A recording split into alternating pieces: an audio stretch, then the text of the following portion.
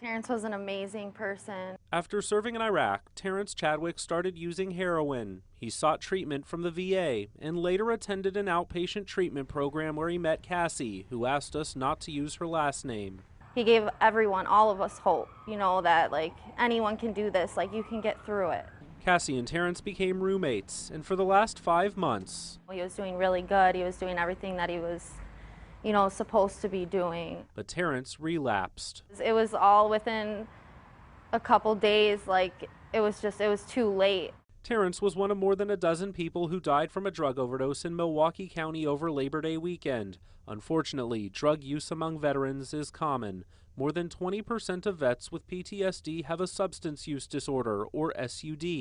In the wars in Iraq and Afghanistan, VA statistics show about 1 in 10 returning soldiers have a drug or alcohol problem. I think a lot of guys have a misconception of that they're going to come into a treatment program and these people are going to make them better. You got to make yourself better. Eric Fife is one veteran who struggled with addiction for years following a spinal cord injury. I got injured in an accident on off-post housing.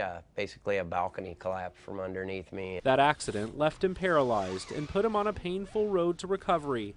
He says he started with painkillers, then turned to heroin, and finally hit rock bottom when he got thrown in jail. I realized that I didn't have an excuse I didn't grow up in a broken home. I didn't grow up in that environment. I just had lost everything. I shouldn't say lost, I gave it away. After getting out of jail, he checked into a rehab program at the VA. It's here where he says staff encouraged him to find a passion. Not only have they helped me with the addiction piece of my life, but you know, a major part of my support network is the sports I do. I can still accomplish things, it just has to be done a little differently. Most of Eric's time is spent training for triathlons. Yeah, I came from the gym today to come here, and then I'll go swim laps in the pool later today.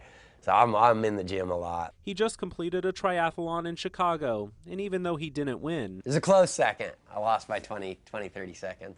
it's the motivation to win the next challenge that keeps him going. The biggest barrier you have in life is yourself. You're your biggest barrier. The VA has provided Eric with a racing chair and hand cycle, tools that help him stay on the right path. I don't know how I would do my everyday life without them.